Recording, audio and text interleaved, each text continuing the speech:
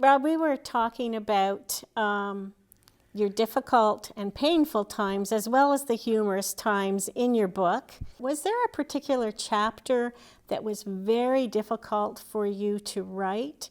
And how did you work through that so that you had completed the chapter and was successful? Well, I guess the chapter that comes to mind for me, April, would be the end of chapter 2. As we discussed briefly before, the original intent of the book was to be all humorous. And then I later had to go back and add on the more painful parts of my life. And probably the most painful part of my life was the fact that my relationship with my father was really very much estranged for my whole life. And I guess what I would say is this is in the book, but here's the situation. My father was extremely proud of his manliness. He was one of those guys. Being a man was everything to my father. The problem is that I was, when I was a small boy, I stuttered uncontrollably from the time I could talk until the time I was 5. I also used to faint whenever I got excited. At the age of 6, I started wearing thick glasses. So my father, who was kind of a macho man, had this son, his oldest boy, was wearing thick glasses. He stuttered and he fainted whenever he got excited.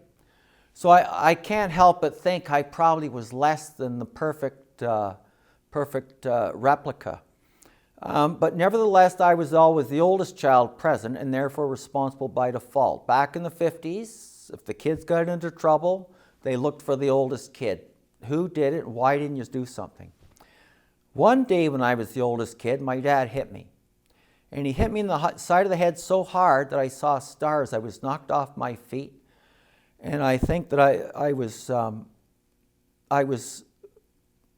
I don't know what I was. I wasn't unconscious, but for a minute there, it was just, the world just seemed to go crazy.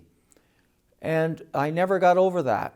And ever since that day when he hit me that way, I started to be afraid of him.